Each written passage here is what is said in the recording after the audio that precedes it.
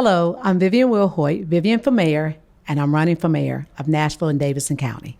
Well, hey, thanks so much for hanging out with us for a few minutes. We're at Tech Hill Commons. We're part of the NTC's focus on getting to hear from all the different candidates running for mayor. So thanks for taking the time to show up and listen and share your ideas. So we just want to begin first with not only why are you running for mayor, but why should someone in the tech community give you their vote? Well, first, I appreciate this opportunity to talk to the tech community. This is a great format. I just love it because I get a chance to get intimate in reference to in the weeds of why I'm running. It's just like a rotation. It's different. So you get small groups, and we're one of the stops. Yeah. But it gives that opportunity to really ask that question and go deeper. But yes, I love Nashville, and I love the people of Nashville. And one of the reasons why I'm running is because it's just a part of my DNA. I'm a lifelong public servant. When I started out as a council person, I was very involved and very integrated into my community, to the point that even to this day, some people don't even know I'm not the council person, because when they call me, I'm always willing to help. And that's what I'm about. Nashville yesterday was good, and it can be better. Nashville today is good, and it can be better. And so I'm ready to work on Nashville tomorrow for it to be better. And I know that having stronger neighborhoods and having stronger businesses is the key. A better tomorrow. That's tomorrow. Always that's the message. So when you think about a better tomorrow, from the Nashville tech community, we're all thinking about, hey, how do we continue to make Nashville great and think about tomorrow? Are there any thoughts you have, if you had this moment to share directly to the tech community, any thoughts you want to share with them on why you want their vote? Yes. Well, first of all, I'm tech friendly. I love technology in order to make things more efficient and more effective in getting it done. We have to rely on technology, I do believe.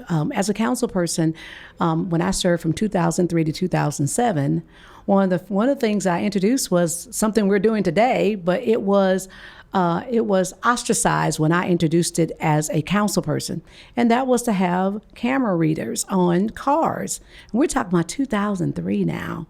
It was in 2004. They can find the legislation, and boy, did they beat me up about that, because people were talking about their privacy. I think since that time, things have evolved. You know, when you're in the public space, do you really have privacy? No, not really.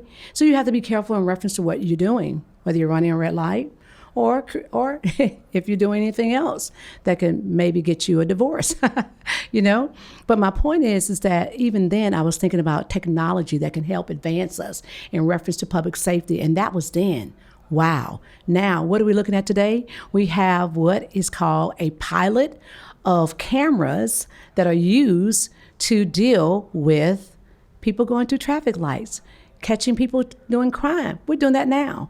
And think if we had taken that first approach back then in the 2003 to 2007, my first term, think where we could be today. But that's not a blame. It's just that how we evolve and how we think about things is very important. And privacy was a key issue at that time, and I understand that. But technology is very important. So when you think about, you know, with the office where I'm in right now, it's the Assessor property, which is why I say I'm tech friendly, is that we are considered on the cut as the flagship of all offices of the assessors across the 95 counties. Now, of course, you cannot compare me to a rural county. So they don't have the resources to be able to be tech friendly as they would like to. They still have to worry about being able to pay their workforce, or the lack thereof for that matter. But when you compare Davidson County to Hamilton County and Shelby County and Knox County, you're going to see that we are the number one website where people can not only use the website where I am the assessor to be able to create their own appeal of their value to tell me, hey, Vivian, you got my value too high. We make that easy with technology. When you're talking about the fact that when we get a register of deeds, when we get a deed that's been filed at the register of deeds, and then when it comes over to my office and we have to print them, then put them in, that means we need technology, right? So guess what? We got some technologies that's coming that is going to allow that when they scan that deed over at the register of deeds office, it comes over to us electronically. We are able to read those different little spaces, name, the amount of money that was paid for that property and things like that, without us actually going through the process of printing it and and redoing and doing being redundant. So it's technology that helps us in everything that we do for us to be efficient and effective. We need that in every form and fashion of the issues that are facing Nashville, whether it be for public safety, whether it be economic development, whether it be in education. Come on, you're right now thinking, yeah, technology can go there, there, there, and there, and there. Yes. So we have to be in a deliberate relationship with the tech people. So techie, I love tech. Yeah, we're good. Tech people are really important. And I appreciate hearing the examples. So when you think about your vision for the future of Nashville's tech community, the industry here, attracting big companies, all of that, do you have any initiatives that you're thinking about right now that are especially going to be important for you to use?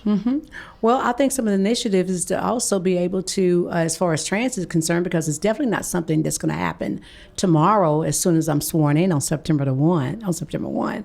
It is something that's going to happen with us working on it bit by bit. It's called eating a big gorilla one bite at a time.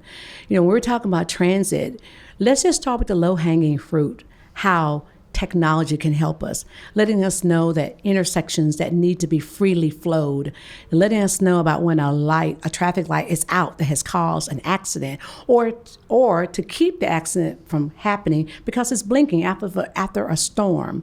Letting us know that street lights are out, because right now I have to call NES and say street light number 18346 is out, and we need that light on because we want safety in our neighborhood. We need lighting.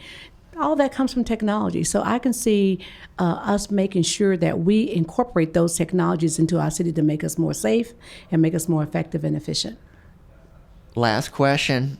We want to make sure no one is getting left behind. We want to have easy paths for people to take if they want to get into tech, right? There's a lot of great jobs. We know how it can transform income for families, all of the above. Yeah. So do you have any thoughts around making sure the Nashville tech industry remains or grows in diversity and inclusion? I mean, we're doing work now, but there's more room for improvement. Yeah, when I think about, that's a great question. And, I just got something that came to mind that I shared in one of the sessions. When I think about technology, I think about two people right now in my life that have impacted my life. I think about my uncle, which I mentioned, Dr. Ernest Walker. You mentioned him on the intro when everyone got to hear from the candidates.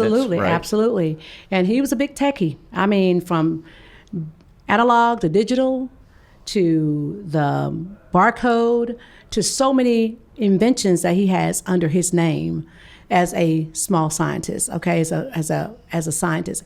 And the fact that he is African American in these fields is impressive to the point that you feel proud. I wouldn't say impressive because he's African American, but impressive because this is such a complex field, and people being able to flourish in these fields from wherever they come is important.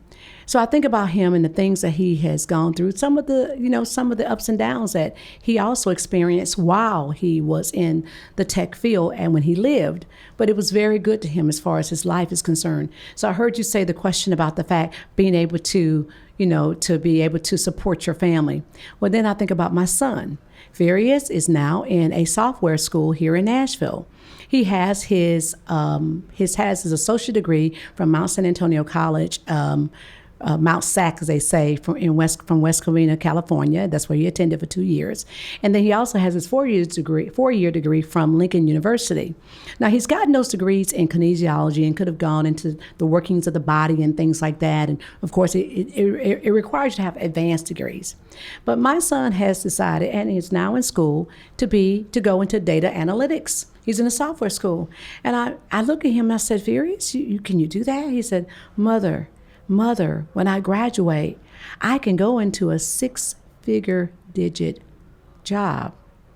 I said, really? I believe that. But I'm saying about my son, and he has the ability. He was up last night working on his assignments. But my point is this. Furious is 26 years old, okay?